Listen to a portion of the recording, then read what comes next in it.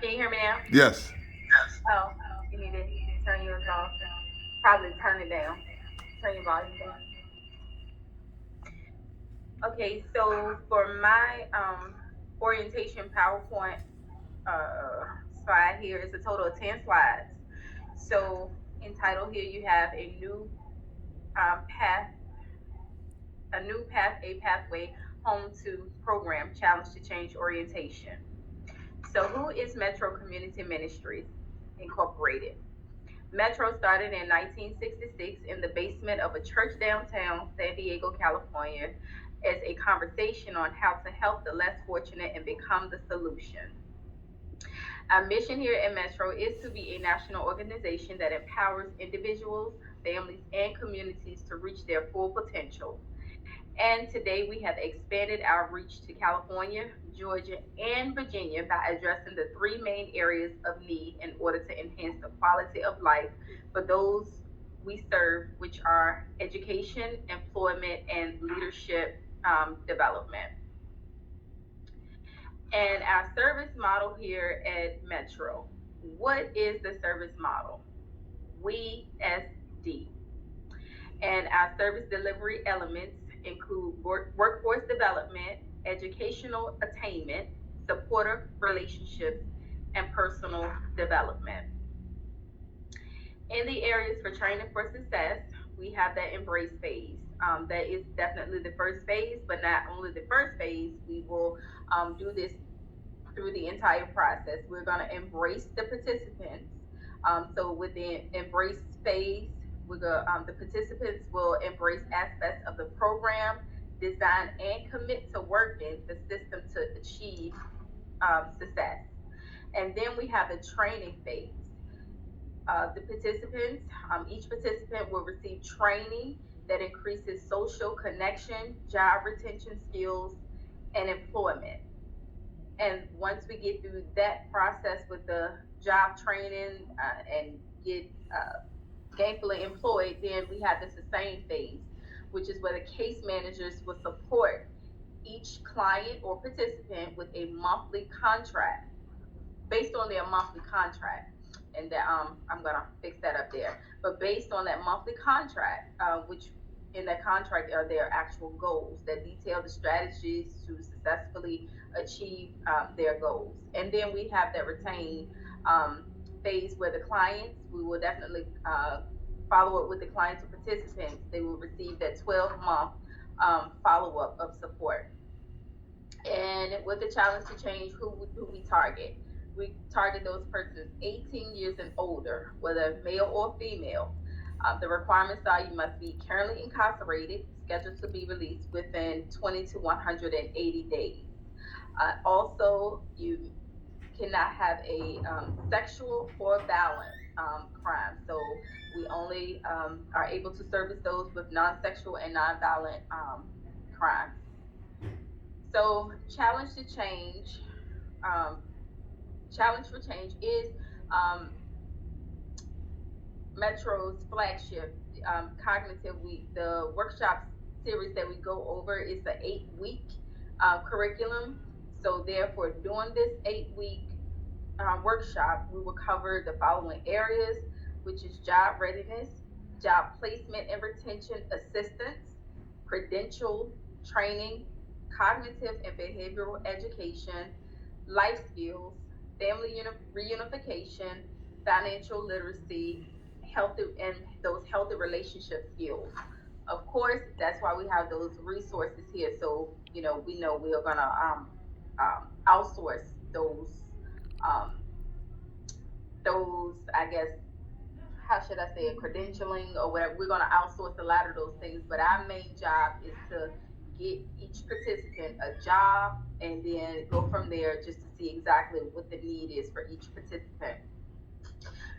For the life skills, week 1 and 2, our focus will be on healthy relationship skills, attitudes, anger management, and health and wellness. Week 3 and 4, we're gonna focus on job readiness. During these 2 weeks, we will focus on developing a cover letter, resume, interviewing skills, and possibly with for online portfolio once each participant is actually in that post-release phase. Preparedness, weeks 5 and 6, each participant will learn more about the credentialing, training, and apprenticeship opportunities during the job search.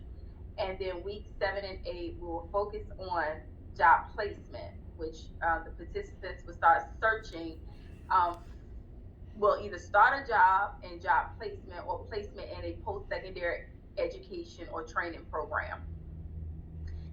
Training for success program goals are case management support to achieve participant goals, assistance with community and family reentry, establishing employment and educational goals, attainment of industry recognized credentials portable across the regions, job placement and retention assistance, and provide that ongoing support.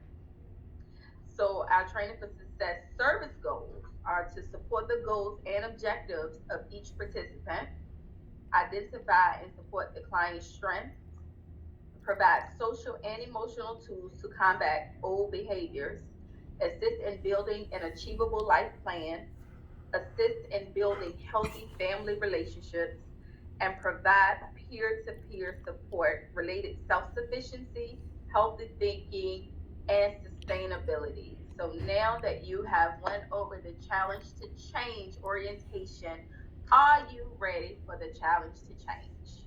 So this is where I open up the floor for any questions um, regarding the actual orientation of the challenge for change.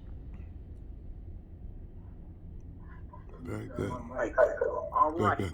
Very good. What's missing?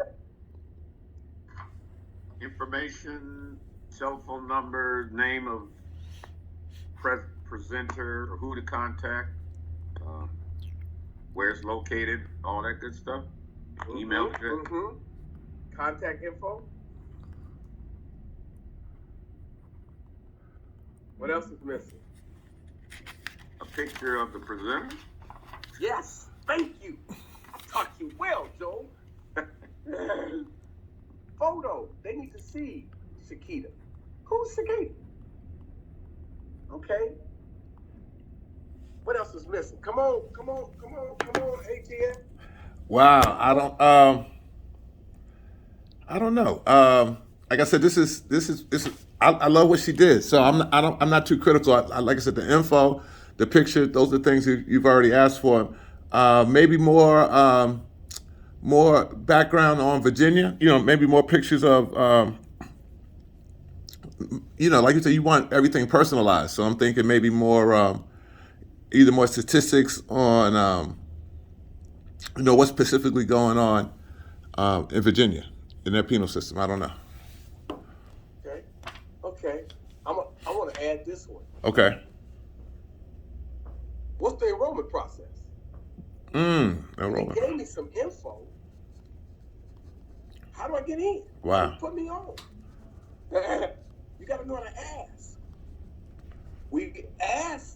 She asked the quintessential question, which is, and if it was me, I would move that last question and put it on the front end and say, what you're about to experience is around the thought of being challenged to change. I need you to be thinking about that question as I provide you with this information. And then I'm going to end it again. It's almost like a pre-post test. I want to ask you again, how you feeling about being challenged to change? New wine in a new wine skin. A new path. You've tried that other path. Are you really open to try this path? Are you embracing the thought of being challenged? Because we're going to challenge you to change. This ain't no mom and pop. I ain't trying to be big mama to you, big daddy, sugar daddy, whatever you thought.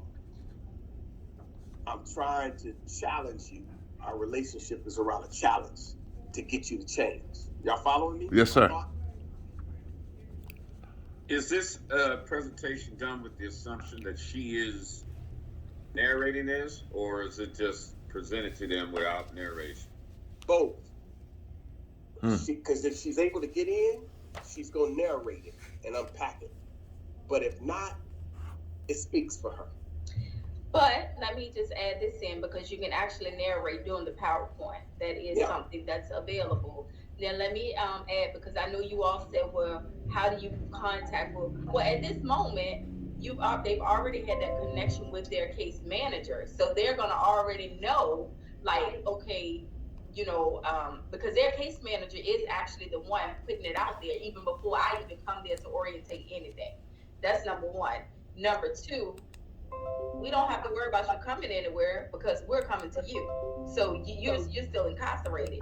Now I get what you're saying. When you said as far as like, well, with the contact information, well, yeah, that's once post release. But this pre-release phase, if we're oriented, this is where we start in that phase. Pretty much that's irrelevant right now. The contact information, just telling them how can you because you can't contact me while you're incarcerated. I'm contacting you. Everything is going through your case manager while you're still incarcerated. You're not going to even remotely touch our case managers until you're getting ready to be released. So that's the important piece out there, on the back end. But I get what you're saying as far as that piece. But I'm looking at it, we're pre-release right now. This is what you need to know. You already made that connection with your case manager. Your case manager has already put this challenge to change curriculum before Shakita has even, remotely made contact with you. You already have a scope of, okay, this is the program. Are you interested in? So that part right there, I get what you're saying, but that's normally for already post-release when someone is already out. Let me ask this question. Joel, are you the one that's going to be going in and making this presentation for the orientation, or does someone else in San Diego facilitate this? I'm assuming the case managers are first line here. I'm not sure because we haven't gotten in and can't get in. So, but I mean, you're saying that the case manager is making this presentation. So, no. No, we are, right? Over here, business service team is making this presentation because when I'm locked up, I'm not excited about getting another case manager. I need to talk to somebody about trying to help put some bags in my pocket. That's you, right? So, but wait a minute. They can't get in the program unless we enroll them, right? They have to go to get enrolled. So am I? So they have an option, or are they referred? Because I thought probation or whoever refers them to me, so they're locked into me because they've been referred to me. Nah. So they got other people vying for them to come through their program. Yes. Yeah. So that's why you putting on that nice shirt and them getting to see Joel as the person that's going to help them. I am your business. That's how I always introduce myself as I am your business service rep. My focus is employment, helping you get them bags and getting you ready for that interview, getting you ready for that career opportunity, getting you ready to excel and be able to restore it back to your community and your family in a positively gainfully employed capacity.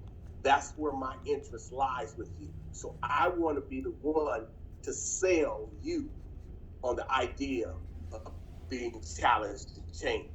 The case manager then comes in and does the actual enrollment, collecting all the documents, submitting everything to the program manager to see if that person is going to be accepted into the Challenge to Change program. That's on the case manager, that level of work. The level of work where you're at is you're the face of the organization. You're the face of the program. Because at the end of the day, bro, everybody that comes in San Diego, it's your job, Joe. Mark, everybody coming in Georgia, it's your job to sell them to that employer. That's your job. So you need to be in the habit of selling them on the idea, are you challenged to change on the front end? Because if you rely on somebody else to do all of that, and then they get to you on the back end, and they really ain't sure about doing this, or they ain't even met you, it's like, oh, now I'm gonna turn you over to the business service guy. Mark, I could tell right now you want to be on the front end. Facts. Don't put me on the booty end. Put me on the front end. Yes, sir. Yes, sir. Yeah. Well, see, I've been on the booty end. That's where you've been messing up, Joe. You don't want to be on the back. But I'm saying that there was no other end to get on, okay? I'm sorry. I'm on the booty end. That's where I started. That's good, though, because now you got to have an opportunity to go to the front of the bus. Get on the front end. I don't have an opportunity yet. Why you don't? We're shut down. Well, no. What I'm saying is, between your PowerPoint and building the relationships with these institutions, they can help you to get man, your name rings in San Diego. Man, you're in the backyard. You got enough folks that got enough family members in there that's gonna talk for you anyway. Come on, Joe. You gotta use what you got. No, I'm saying to get into the institutions right now, nobody can get in. But your PowerPoint can get in, can't you? Yeah. Send it in. So how does that work? Do they convene a group of guys together and just say, hey, you guys come down, we're going to show you something? How does that work? On the inside, what the transitional coordinators are doing is they're actually knowing the short timers that are getting ready to transition out, that they need to help them develop a plan, and you're one of the options. So by providing them the PowerPoint and the referral form, it makes their job real easy. Here, read this. I'm going to print this out. Read this. You ain't getting no mail from nobody anyway. Read this, digest this, and if it's something you want to do, I can make a referral to get you into a program that's going to help you in these areas. Okay. Make sense?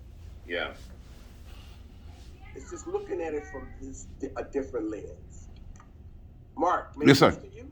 Yeah, makes. Like I said, I'm anticipating. I mean, everything is shut down here too, but like I said, we believe in any day now things are going to pop. I mean, eventually it's got to open up. I mean, it's just. Now, Joe, let me give you a secret. Regardless if the penitentiary is closed or not, religious groups are still going in. So it's your job to find out which religious groups are still going in. Mm-hmm. They're providing services. That's true. Tell me how I know. I'm glad you asked. It was a group of guys. They were a quartet. And they used to come into Donovan and sing Jesus down. And they came in there one day. I think one of them belonged to your church, Joe. You remember the tall guy with the baritone? Holy Essence.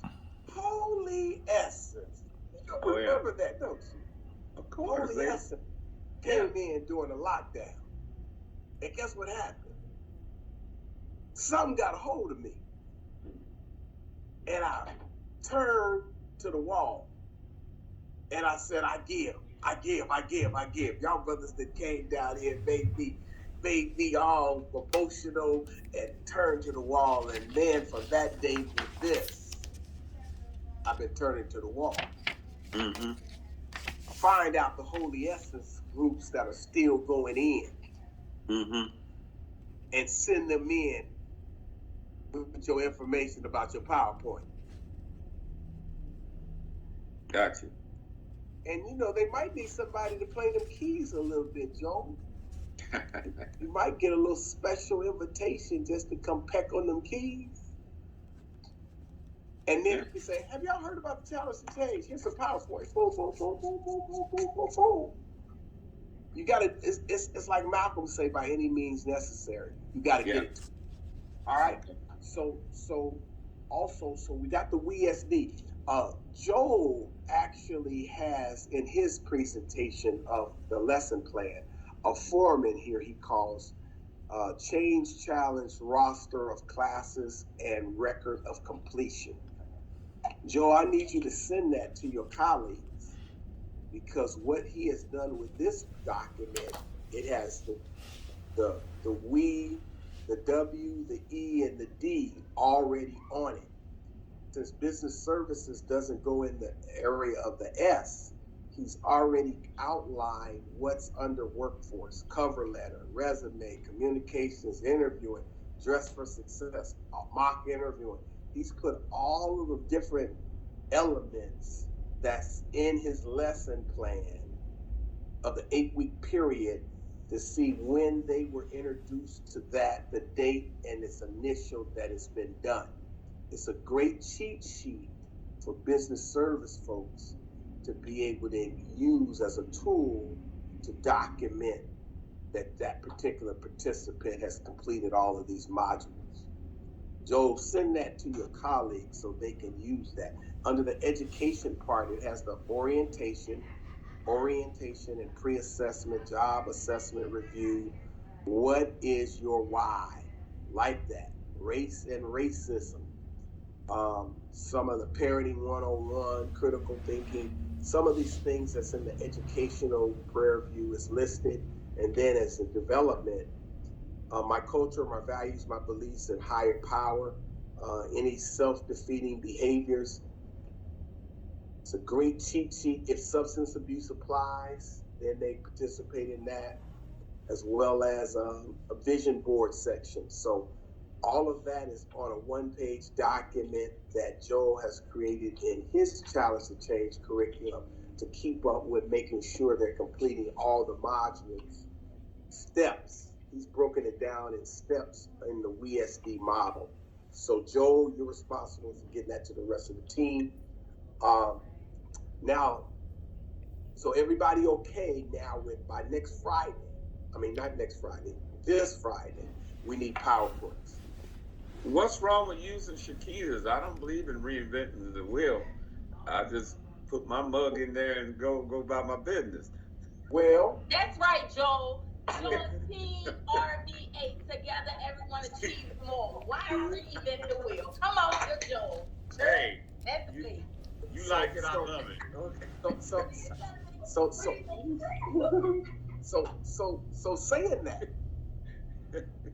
saying that, that's a quick fix to a big problem.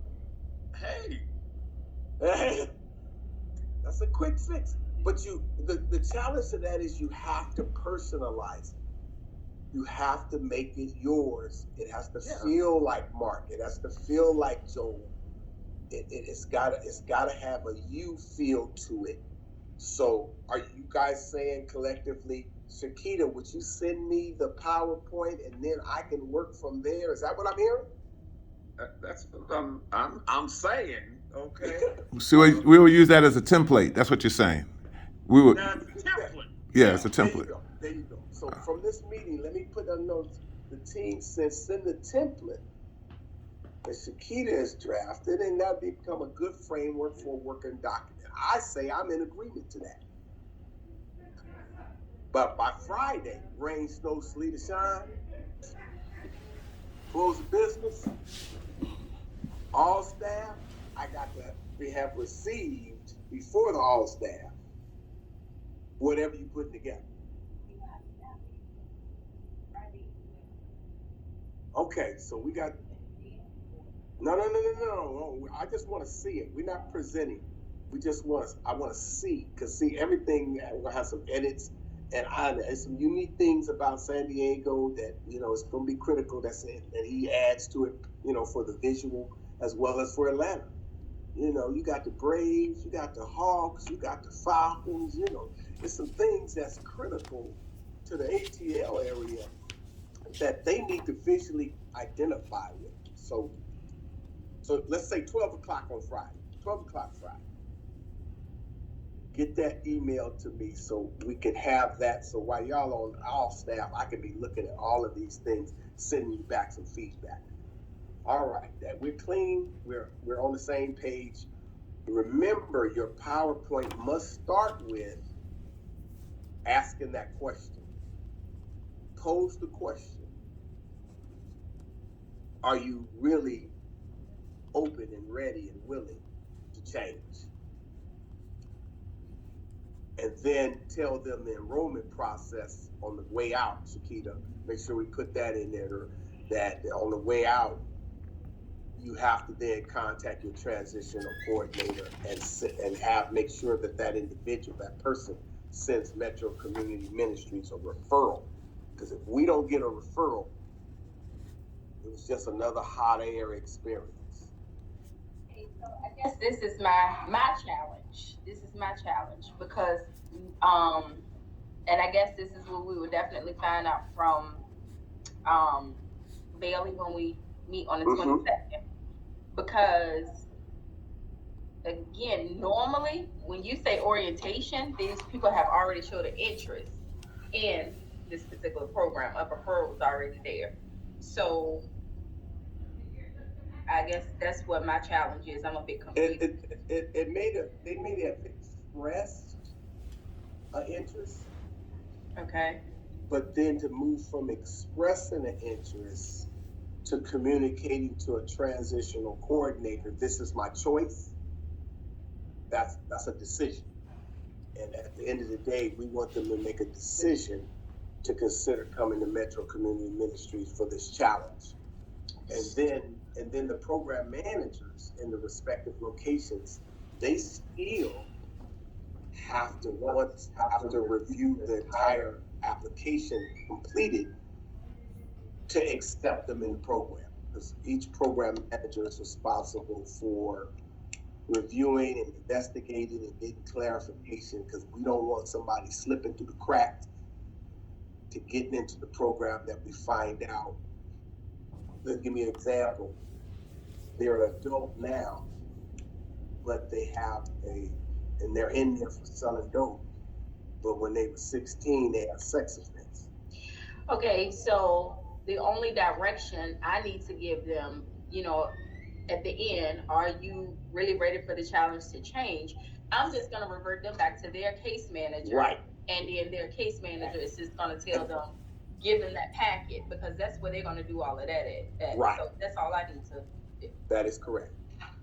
Okay. Hello, Ms. Womack. Good afternoon. And so now we're done with the PowerPoint. Now let's go to your individual lesson plan. Everyone has attempted to put together a lesson plan, but I reviewed all three approaches. And one of the things that I saw that was a major adjustment to each one of the lesson plans is that our initial engagement, I'm talking about the first session, it has to be driven into the thought process of every participant, going back to our initial question about being challenged to change, and allow them to self-disclose where are the two highest levels that they see in their thought process that change is going to be required in order for them to successfully participate in the Challenge to Change program. It's a self-disclosure thing. I'm not asking you what you was arrested for or the crime that you committed or anything of that persuasion. I'm talking about what are the two highest levels, Mark, that you got to get them to. This is, again, you're embracing. This is the embrace phase. I need you to come clean with me on where is the two highest levels, areas of your stinking thinking that you know has to change. Excuse me 1 second. Let me get I have to get a cord, so I'm about to die. Hold on 1 second. I'll be right back. Okay.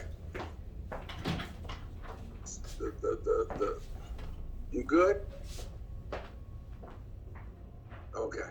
So the behavioral modification, the attitude, Joe, about I'm gonna stop hustling and I'm actually really pursue this employment thing, getting a credential thing. So that was why I started out with what is your why, and that's your approach, right? That was my approach to that. Is what is your why?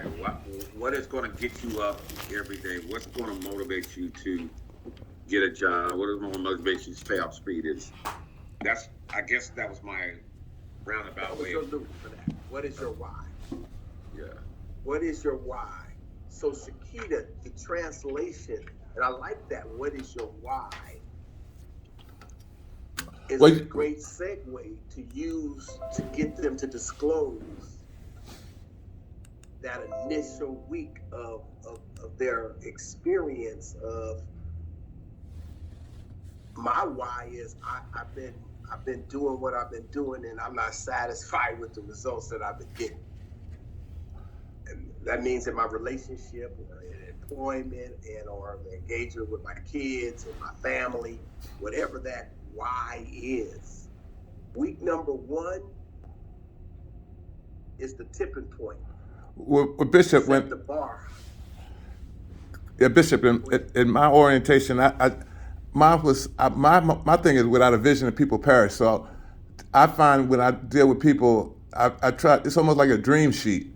What if you had the best conditions, or what would you want to do? So I'm challenging them to dream again, and then I'm working backwards. Well, it can be achieved if we do it like this. To me, it's similar to your why, or it's such a challenge. It's like whatever. Everybody has dreams, hopes, and aspirations, and I'm trying to. If you look at my orientation, that's what I'm trying to tap into in that first session. I'm sort of I'm looking at the paperwork. Are you talking about week 1? Not week 1. I'm talking about the. It's really. I really have 9. The orientation. You see the orientation session. I see the orientation sheet. It's never too late to be who you want to be. Correct.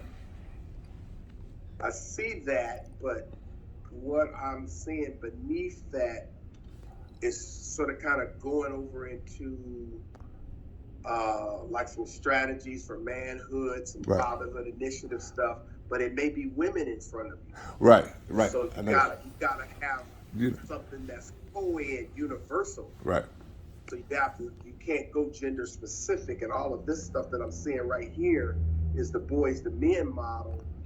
It works if they're all men, but our participants are not all men. Okay. So that's a modification that definitely has to happen. Okay. That driven and to speak to who they are. I like the why. I really do like Joe's the why, because Joe calls it the why. Shakita might call it something else, but at the end of the day, it's the why factor. You choose what works for you, Mark, and you put it. That's what I need to see in writing. Okay. I like the why, because the why is why we having this conversation. And so that's something that's there. But at the same token, I need you to push out of them. This is the push. Push out of them the embrace. I'm embracing the opportunity to spend time to grow in some areas I need developing. That makes sense? Yes, sir. Yes, sir. You got to push it out of them. It's not going to come easy, but it has to be in that first week. That whole week is driven to the why. Are you doing this on a group level or individual? Are you addressing that as a group of people? It's a group. This is a group effort. My why is going to be different from the next person's why. But are you getting them?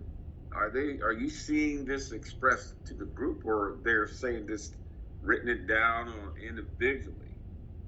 Well, that's where I believe Shakita put in their journal that they're writing down, because it's personalized. My why is I need to see that gainful employment is my best move on the board, and then saving my money up and taking some business courses and starting my clothing line. That's my thing. but I got to start by going to get a job, and it might be working for Amazon, it might be working for, Walmart, whatever, to get me where I'm gainfully employed, where I can account for my funds and my time as I work toward my bigger goals. But the why factor, I got to ask myself, what's my why, and what am I willing to do to change so I can get a different result? Don't that make sense? If I keep doing what I'm doing, I'm gonna keep getting the same result. But if I change, that comes from me having a conversation with me about my why. That's the first week, y'all. The other pieces that you do, everybody's. I saw over in Mark's thing, he had an addiction and recovery. Addiction, Mark, I can say yes to. Recovery, we want to stay away from that because everybody else doesn't have a self-medication issue. Their addiction, however, my addiction is the balling. My addiction is having the nice vines. So I'm doing what it takes to look like the way I'm used to looking. That's my addiction. So we don't want to go all the way into just call it addictions, shopping, cheating. No, if you look through this thing, it deals with it all: gambling, pornography. It's not just substance abuse. It's a broad category. Yeah. So let's call them our addictions. Our addictions. I got a question. So I get that, he has that a part of the challenge to change curriculum, but should we kind of like stray away from mentioning any of that stuff because we're not professionals or the experts in that? That's why we have those resources. Our main thing is to get them an actual job. So should we not, just kind of be mindful of mentioning stuff like that because again, those conversations can go, real off and, they're going to be asking you for professional, opinions and stuff like that when you mention stuff like that. So it fits under development in the WSD model, though. Substance abuse is part of the D development, developing the disciplines not to self-medicate. We don't have to press in on those. That's why I like it in more general of addiction could be running with my folks, my clica, La Familia. But I guess for me, I'm just looking at, because that's what the case manager is there for. You know what I'm saying? I guess I'm just looking at, okay, that thing with stay in your lane. You know what I'm saying? We're there to help you get that job. I'm here to help you get a job. I can't say anything about any recovery or addictions or whatever the case may be. My main focus here is just to make sure I build that solid foundation so that you are work ready by the time you finish the Challenge to Change program. And then, of course, once that connection is made with the case manager, then you can talk about that addiction stuff and all of that. And I get what you're saying, but I just guess for me, I just want to stay on that path of getting you that job. I get the why part in the beginning. Why are you participating in the Challenge for Change? Yeah, I've been an addict. We can get that out of the way and the why, because that's your why. I can't tell you what your why is, but that is your specific why. I'm tired of being an addict. I'm tired of doing this or whatever the case may be. We're done with that. Why is done in week 1, but you're saying in week 2 he's talking about like addiction. No. That was in week 7. Well, week 7, yeah. So where is Shakita? Do you have where's yours at? Can you pull yours up, Shakita? All right. And the reason being is I went through. She presented hers, her lesson plan, and I went through it with her and grilled it, and bent it, ripped it apart, put it back together. She ain't get no pass, y'all. I ripped that thing apart. She put it back together. I ripped it apart again. But that's why it's strong. It's been shredded a couple of times, and why the reason behind us having this conversation is for you. No, I see Joel. Oh, okay. We got 30 more minutes with Joel, and he got to get on his DOL call. He didn't tell me, but I knew that. What, Department of Labor? Yeah. Yeah, thanks a lot. Spread that. Can you make it bigger? Like go to week, each week to make it the font bigger. Can I, or is it my phone need to make it bigger? Okay. So week 1. There we go. There you go. Thank you. Thank you. So week 1, positive attitude creates a changed mindset. All right. That's the why. So can we agree collectively for week number 1, we're pressing into the whys of workforce development. We have to get to that. What are the why factors? Because there's a lot of why factors. She's got a valid point. What are the why factors of workforce development as it applies to that individual? That's going to personalize it. It went a little smaller on me, Shakita. Let me try to, okay, I can make it bigger. Here we go. So that's dealing with attitude, and the attitude is part of their why. You know, man, I done been in IG all my life, man. Ain't nobody gonna hire me. Well, the culture has changed for the world of workforce development, and now the folks who wouldn't even think about hiring you 10 years ago is looking at you very seriously because the entire workforce landscape has changed. Mm-hmm. So you got to change their attitude about their value. So that negative, I like that, how my attitude positively or negatively affects my life. That's all under the why. Shakita calls it, positive attitude. Joe calls it the why. Mark, what are you gonna call yours? You going with positive attitude of your why? How you mixing it up? I don't know. What did I have for my first one? My first week. I'm just curious.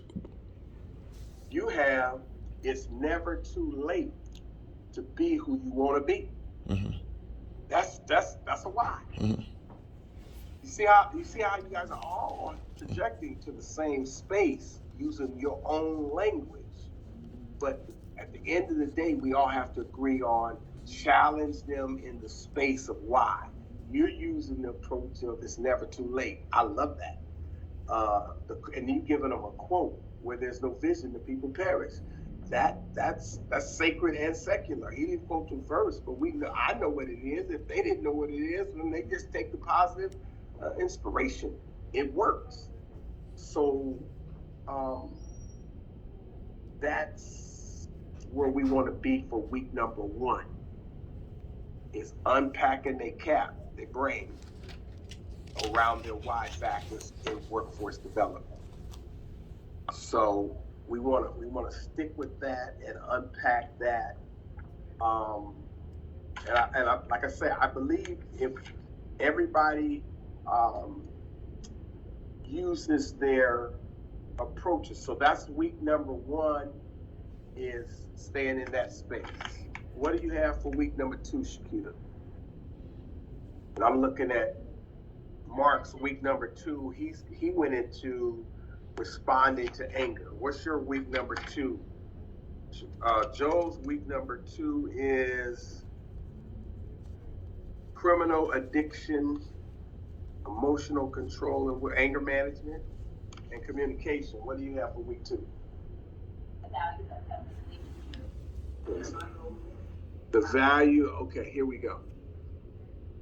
So both Joel and Mark are over in anger. She's going with my values and my goals. Mutual respect. This is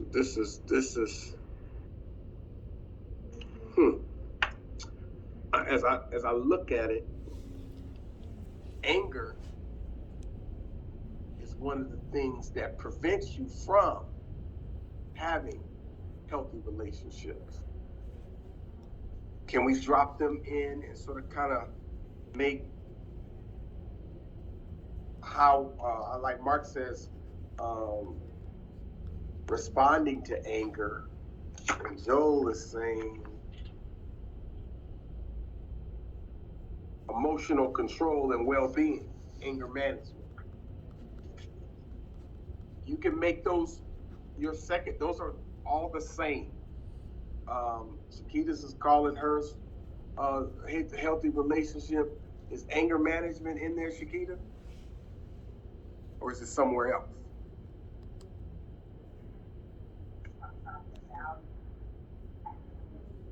So that's why the relationships are bad, because they got anger problems. They got, yeah. So how, gentlemen and ladies, how can we can help them to see, because of their anger, this is one of the factors that's causing you not to have your value system. You cuss everywhere you go. You cuss like a sailor. Everybody ain't feeling that. You live for today, in the moment, and everybody else is planning. So how can we look at week number 2 for them to have a real true revelation about dealing with their anger and how it's impacting them from having valuable and healthy relationships? Can we put them into 2? Intertwine them in? That's the question I'm asking. I can see it. I think it's really under the rubric of becoming self-aware. Mm-hmm. You know, my anger is resulting in my bad relationships in the first place. You know, just becoming self-aware. Well, so wait a minute. Okay, here we go. See, we moving somewhere. So we got why, and we got self-aware, which that self-awareness is going to include anger management. It's going to include these unhealthy relationships, or why my values are preventing me from having healthy relationships. Mm-hmm. So let's press them into them. Okay, Shakita, go to week number 3. What we got? On Joel's week number 3, he's going into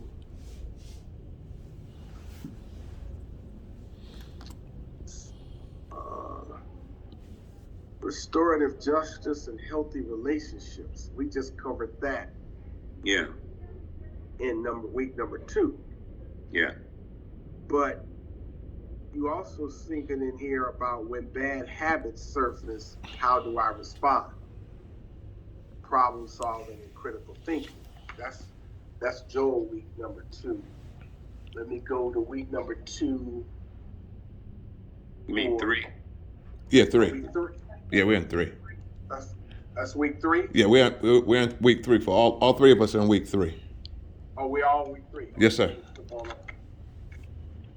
Week 3. Mark Anthony's work through week 3. This brother got a lot of paper here for him. Mark Anthony, what's your 3? I tied. It's 2 and 3. One is education. No, it's 3 is education, right, and career development, and week number 4 is resume and cover letters. I'm using 3 and 4, to get them prepared for the jobs. Traditionally, they have the options of what type of education they can choose, what kind of long range vision for their careers, and then I'm getting to the nuts and bolts in week 4, dealing with now you're pursuing that job with a resume and a cover letter. Shakita, let's see your 3 and 4 is developing the same thing. Okay, effective resume, cover letter. Okay, that's in there. Joel is in the same space, so we're all good on weeks 3 and 4. Yeah. I like Joel. Joel threw in something about when bad habits surface, how do I respond? Unpack that for me, Joel. Well, it like I said, it's about being self-aware. What are, for example, understanding what my triggers are and what it's resulting in. Coming to terms with that. The bad habits are a result of what? Not being a psychologist and all, but I guess on a surface level, become aware of why you're doing that and what is triggering that. Because it's going to surface when they go to work, try to work for somebody. We had a good guy, we got him a job and everything, but eventually, he started acting out with his coworkers. And, can I add something to the quiver of week 3 and 4, since you're talking about resumes and cover letters? When I was at the Director of Career Services out of college, I had each of my students write down 10 things about their education that they were proud of, 10 things about their previous work experience that they considered a skill and knowledge, and 10 things about their character that made them a great hire. I call it the EEC model: education, experience, and character.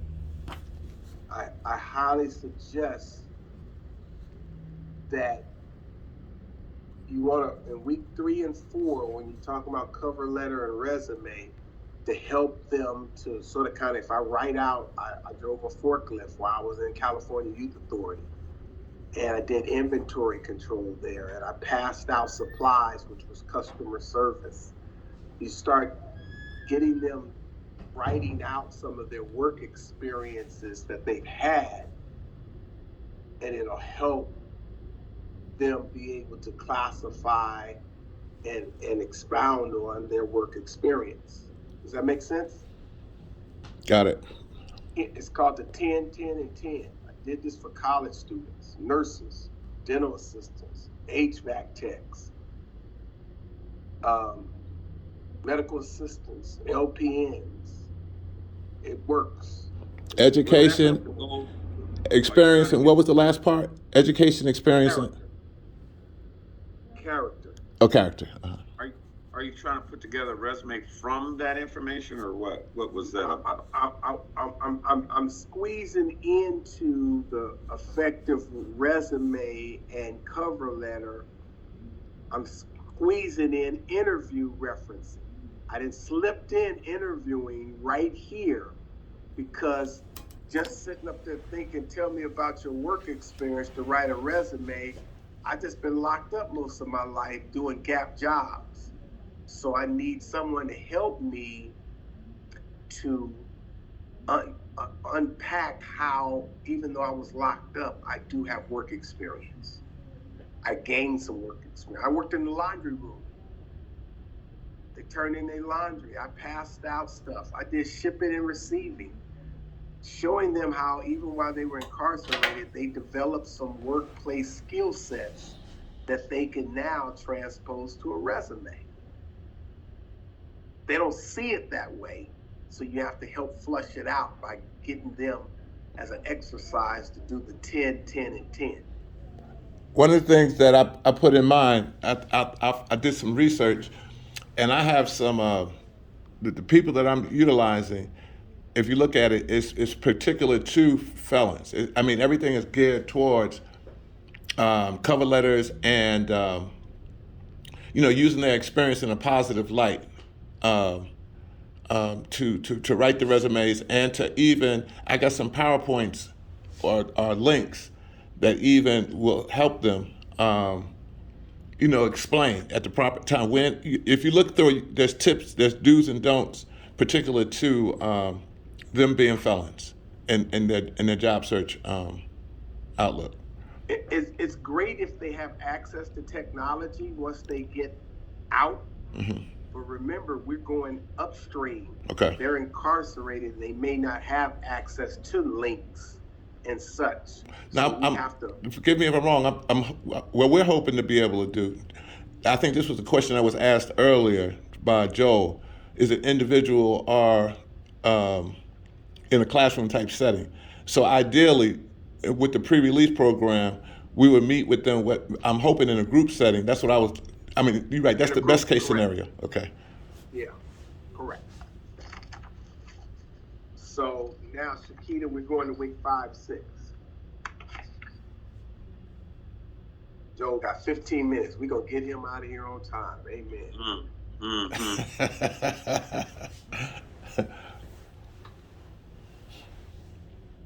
By the way, Joel, I'm going to be in San Diego in 2 weeks. I'm going to be at your house. You're taking me to everywhere I want to go. So you go where I take you, where my money goes. No, he gonna have the money. He gonna have the money. he gonna have the money. He the boss. All right, credentials. Oh my God, this is the juicy part. 5 and 6 credentials. Shakita, go ahead and break this off. This is key, y'all. This is if I ain't got no real skills and I'm apprehensive about going, if anybody gonna hire me, I can see how I can accept a gap job while I do this piece. Unpack that with Shakita.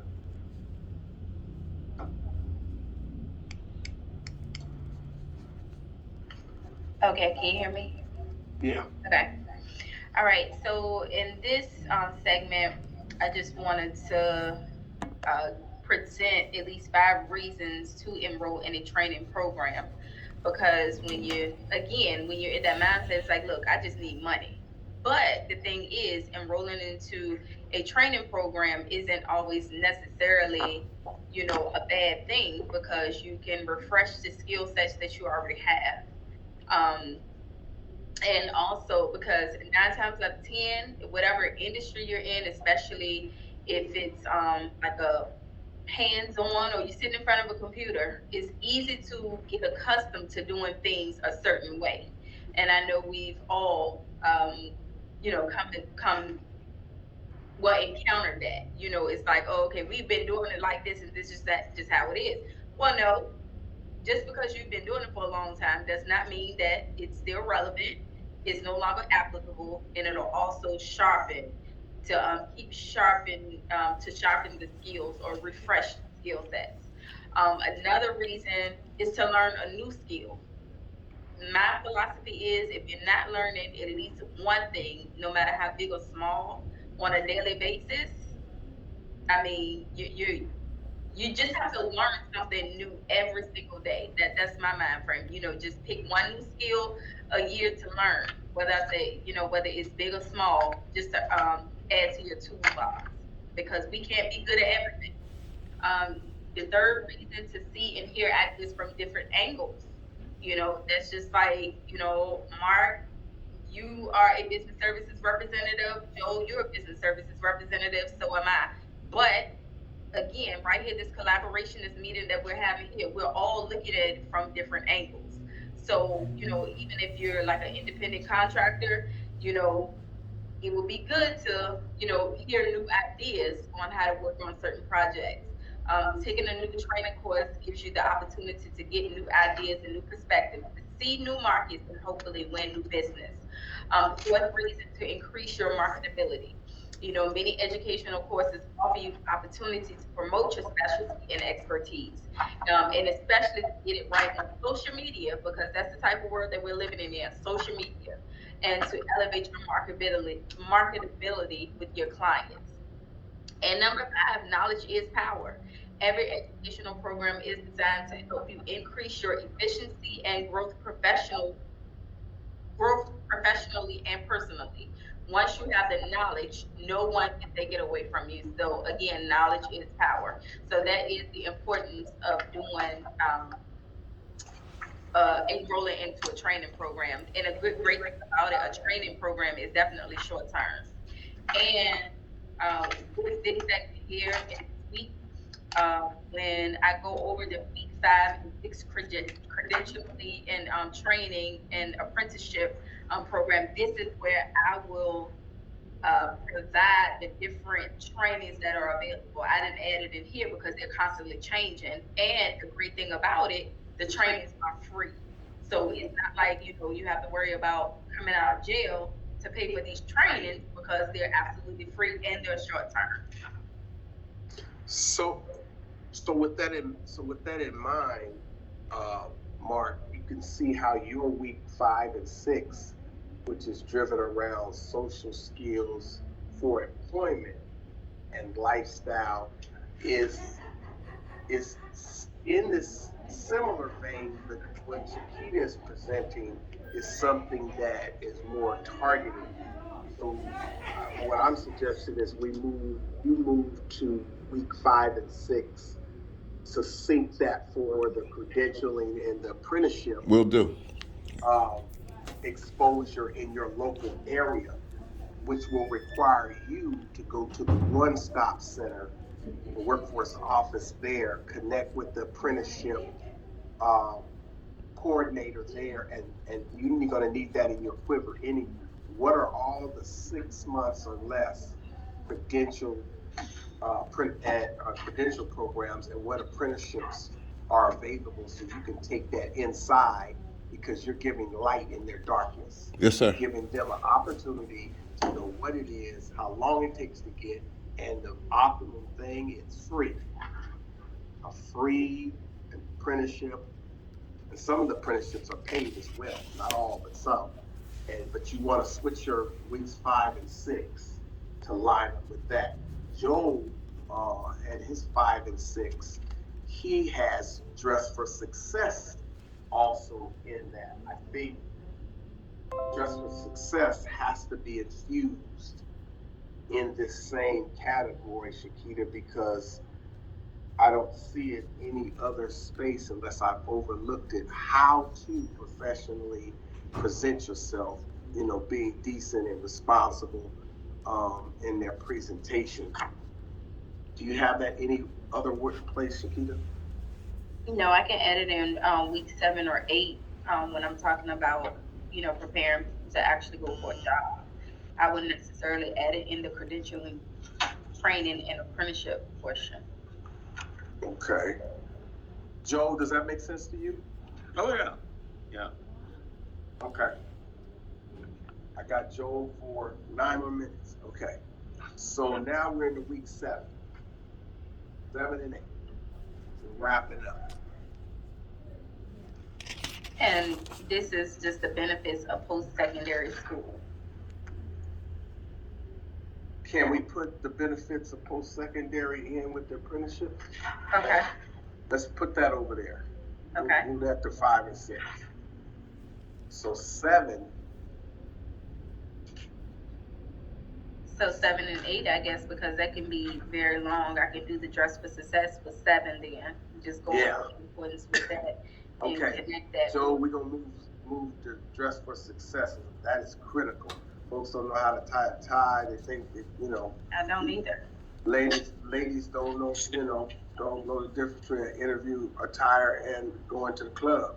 So we have to show them and give them examples, pictures. This is what it looks like. Their mama might not have modeled the behavior in front of them, so they just don't know. So that's going to be week 7.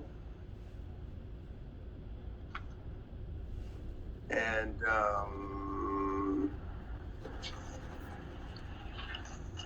look it over here.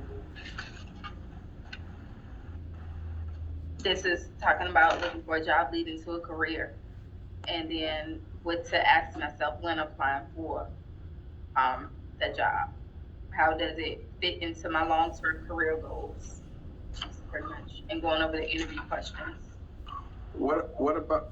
So we've already did a master application. Have we done a master application yet? An application? A master application, yes. We need a master application that's each individual has a master application, because one of the processes in the interview process, they ask you to come to an interview. As soon as they get there, they hand you a clipboard and tell you to fill out this application right before the interview, and people lose it because they weren't prepared to complete an application. But in Joel's narrative for week number 7, he included a master application and a vision board completion. And we at least need to have the master application in week number 7 so that an individual can complete any application in 6 minutes or less.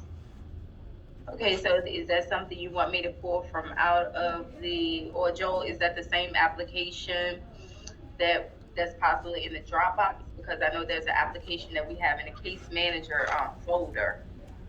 So Yeah, is that standard. Yes. it's the same one? Okay, because we have that in our case manager folder when they initially apply for the program. That's something that's in that folder. That's why I didn't include it in here. My main focus was just the resume and cover letter. Okay, let's take them back to include that because I think to remind Okay, and where can I find that at? of the Because importance I'm of not. master application and be familiar with it so they know how to transpose it over when they spring it on them. Fill out this application. Okay, they put not that. getting on their cell phone and calling Pookie and asking what the address was and all of that. Okay. So master application needs to be in there. That's really important for them to be better prepared. Instead, I'd rather plan to fill out an application on site in 6 minutes or less and teach them that versus they get there and they didn't bring the master application with them.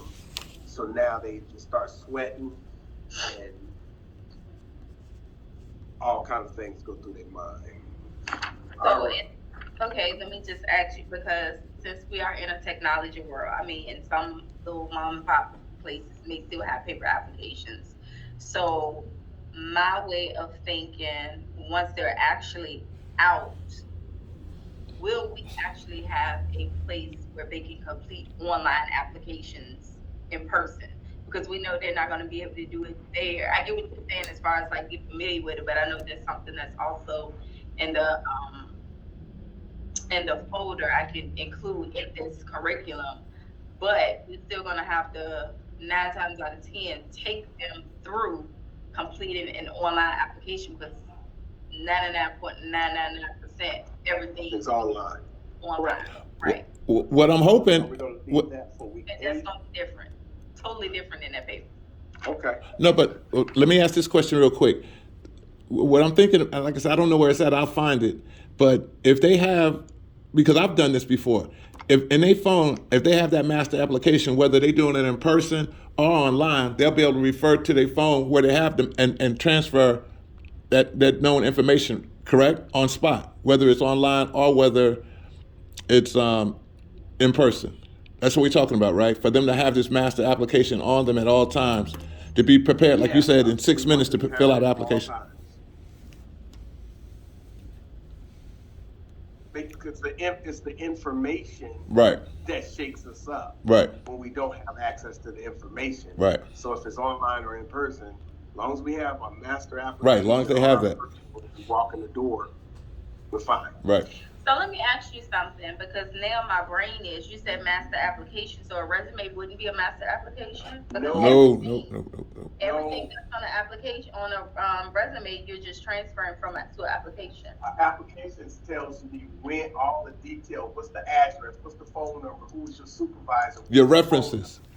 Yeah. Yeah. I don't even have that, but okay. Yeah, that's what they have on the application. Yeah, I know on that, but what I'm saying is, as far as and I'm just thinking now, as far as, you applying for a job on Indeed or whatever, you just do that and then just pulling it out off of the resume, and they're very rarely asking, for that stuff. Right. We want them to also get the information so they have it on their person. Okay. So they'll have addresses, time frames, when I work for. All of that information will all be there. Okay. At their disposal. Okay. All right. So now we're at, Joe got 2 minutes. Okay. All right, Shakita, bring us home. What are we doing in week 8? Yeah, just going over the 50 common interview questions. And interview questions. Yeah, I think that's it. Yeah, and then I gave example job description, examples of different job descriptions. And then at the end, if the question is asked, I see there's a gap in employment, what happened during this time? Do not be afraid to let the interviewer know that you were incarcerated during that time, and you're moving forward in life. And just be sure during that time, I spelled that wrong. I need to correct that. During that time, be sure to share all the accomplishments that they incurred during their time of incarceration, to the journey to release, because that is important. It's not a thing to play the blame game. Well, I got locked up because I had a baby mama that was tripping, or a baby daddy that was tripping. That's irrelevant. You were incarcerated. There was a gap. What happened? It's my past. It happened. During that time, I've learned, I've accomplished this, whatever, and I'm just here to move forward. That's just my past. That's the quintessential question, ladies and gentlemen. That's the question that shakes or breaks. So you have to get them comfortable, every participant, answering that question. I see that you listed a correctional facility on your resume, or you filled out the application. I asked the question, have you been ever arrested for a felony? That's where things go left. So we have to prepare them by getting them comfortable answering that question. I was then. I took full responsibility. I was in a toxic relationship. Since that time, I've applied myself in these 5 facets, and I am definitely the ideal candidate you're looking for, because now I'm more than ready and able to deliver on what your expectations are with the disciplines required. I thought we were in the ban the box era. You don't have to answer that. I thought we have that here too. Virginia, we have that question is still there. Oh, okay, it's Cali. Yeah. But that's what I addressed in my this very thing is what I addressed in my section, and it's either 4 or 5, because it's going to be either or, because even though we have ban the box here in Georgia, when you go into interviewing, you're still going to be a lot of times you're still going to have to address that, especially when it comes to gaps in employment. So I think we need to be prepared irregardless. You're right. On the application process, you don't have it, but in the interview process, that is something that will come up, and you have to be prepared to answer it, I think. And the interviewer is trained to ask that question. I was the interviewer. I was HR at San Diego State University Foundation, and other places in the human resource. We're trained to ask how to ask.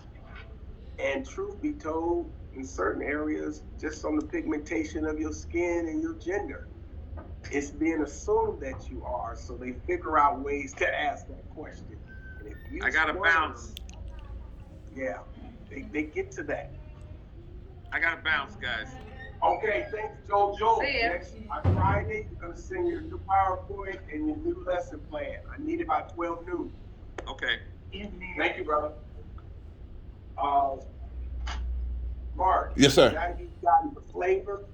Shakita's gonna send you her PowerPoint. Okay. That's gonna help you move your needle. Yes, sir.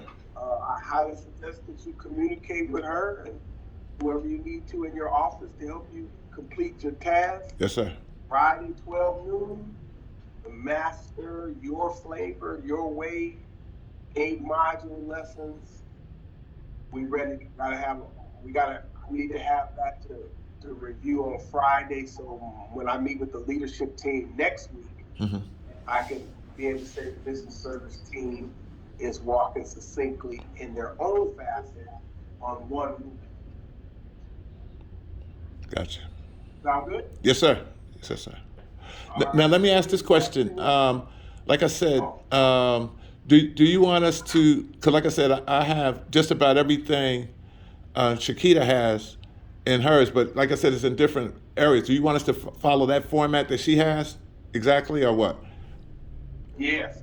We want to stick with the format because it's been introduced in the WESB format. Okay. To develop the individual. Okay. On the right path. Okay.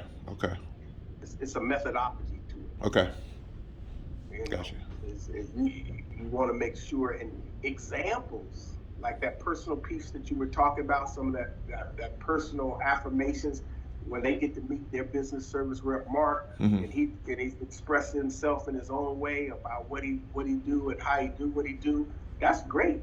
That just strengthens them connecting with you. Okay. But we have to all march, like Nick Cannon said, one band, one sound. Yes, sir. Yes, sir. Yeah.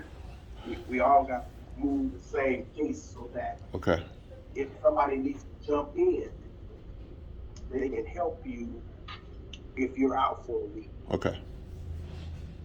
Gotcha. All right. So Shakita, I think you sent me a preliminary one. The one that you showed today is more updated, right? Right, and I'm gonna go in and do something else. So once I'm done, I'll send you the updated one. Okay, appreciate it. Anybody got a PowerPoint rifle?